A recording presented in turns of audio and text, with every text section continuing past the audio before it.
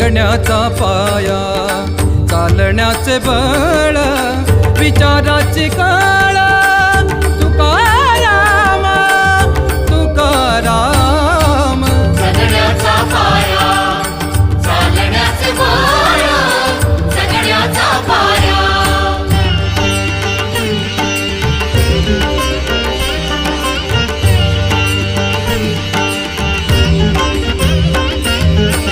शब्दांचे इमान, अक्षरांचे रान, शब्दांचे इमान, अक्षरांचे रान, अभंगाचे पान.